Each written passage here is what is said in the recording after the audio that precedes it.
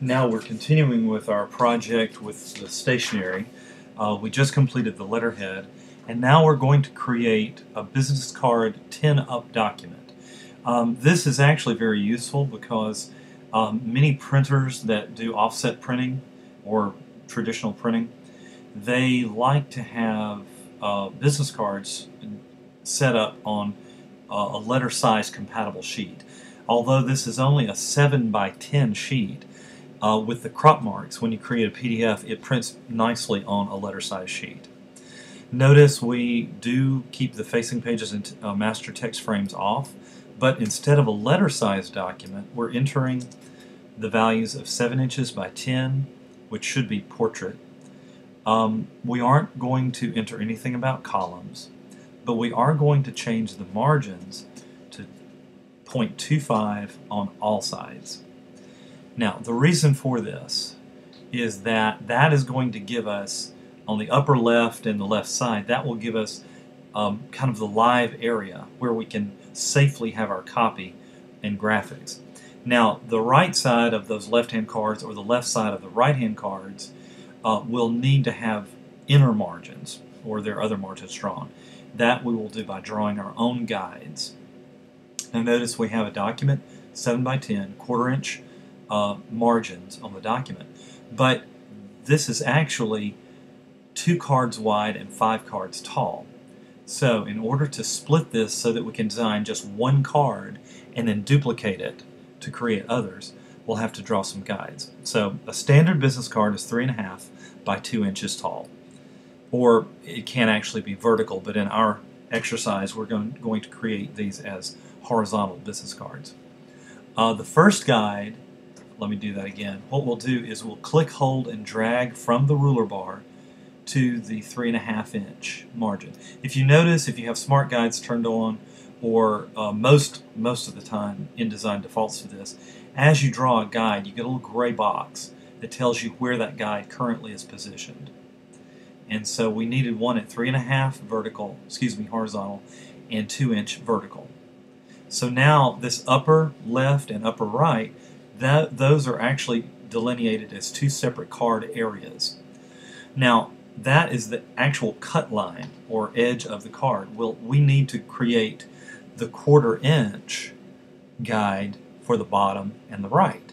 So let's click, hold, and drag out to 3.25, 3.25, and again grab from the upper one to 1.75 and release. So now this guide and this guide are the edge of this upper one. Then these inner guides right here are the margin within the card.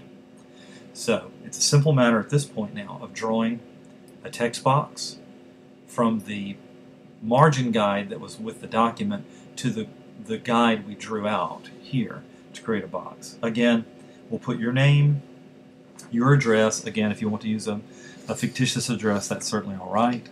Phone and email. So here I'll put my name in, and I will type better. And again, I'm just going to use a fictitious address here. Then what I'll do is you can return a few times, and then we're going to use a feature I've already shown you in a minute. And I'm going to do a bullet, and then I'll put. Now granted, I'm going to hold the shift key down now and select. That's actually selecting all the way to the end of my type. If you need to, you can certainly go to the selection tool or move tool, as some call it, and you can open the box out if you need to. However, if you have a graphic coming down, you will most likely want to change the type size.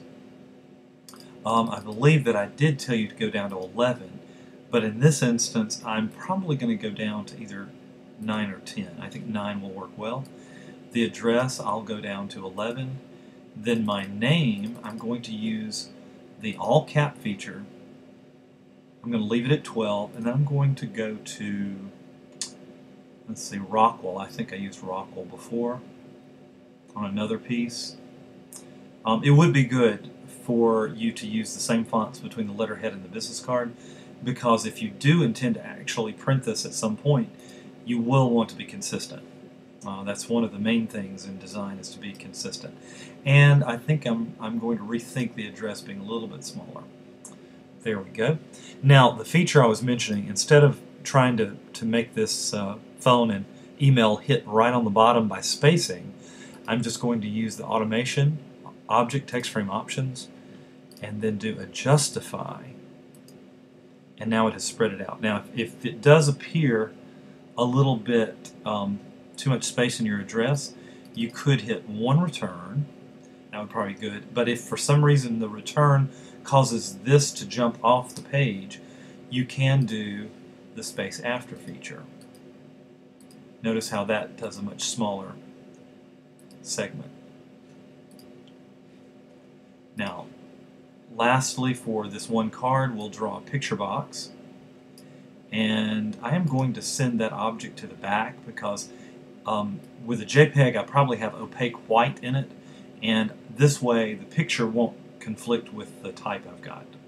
So I drew a box, sent it to the back, and then I'm going to go to Place, File, Place, and again get the business card graphic. Object, fitting, fit content proportionally. Now you could probably make this box a little bit bigger. Since you're having these cut down pretty precisely, you could actually make this graphic just a little bit larger. And you notice how it fits. Now, what I'll show you, if I bring this back to the front, arrange, bring to front, notice how it's covering up my type. The type's not gone, it's just not visible. So that's the reason I sent the box to the back in the first place. Now, with the selection tool, or the move tool, that upper left tool, let's click, hold, drag across the two boxes. Then we're going to go to Object and group them. And now we get a little dotted line around all of the boxes. Now we need to create 9 more of these based on this one. So rather than reset them, let's just duplicate them.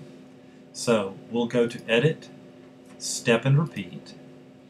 And we're going to do one repeat count. We're going to do a horizontal offset of 3.5 inches. Again, if your ruler bars are in points or picas, you'll need to type in the IN. So 3.5 IN tab. And then we'll do no vertical offset at this point. And if you want to, you can always preview it. But notice how it is moving it over there. So now we have one copy to the right. Now, that's good for this, but we need to get the other 4 lines or rows. So let's click, hold, drag with the selection tool, go to Edit, Step and Repeat, and instead of doing a horizontal offset, we're going to do a 0 for that. Then we're going to go 2 inches because that's the height of the card, and then we'll need to do 4 because that's how many we'll need. And I'll click the preview, and you see how that has achieved the duplicates. Say OK.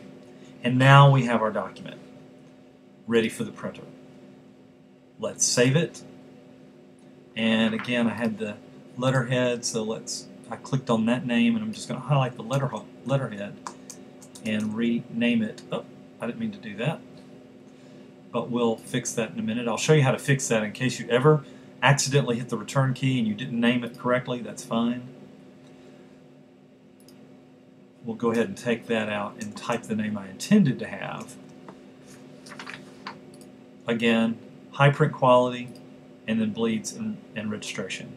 Now, when you're sending to a really good printer, you probably want to switch to press quality, but for our purposes, the high quality print is all we need. And say OK. So there we have that, and we will save. And I'll show you again how to change that name.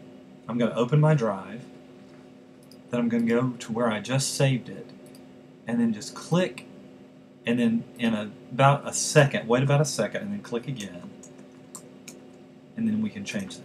So now we've edited the name. Or you can right-click it and go to other options.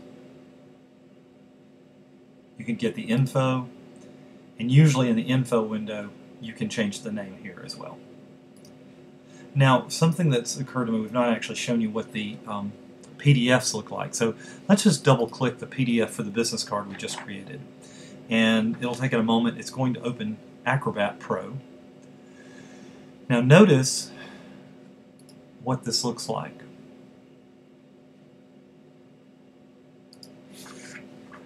You'll notice we have corner marks and we have the registration marks in the center. And that's all we need. If you tell the printer that it's a standard business card size, they will know that once they've trimmed the top or the bottom edge, that they measure 2 inches per card, and so they'll be fine. The registration mark actually will function for them as a trim mark for the middle, since it's exactly in the center. And this concludes the demonstration on the business card. Again, if you have any questions regarding these, or if you need something explained via email or through FaceTime or Skype, please contact me at puckett@mc.edu. Thank you.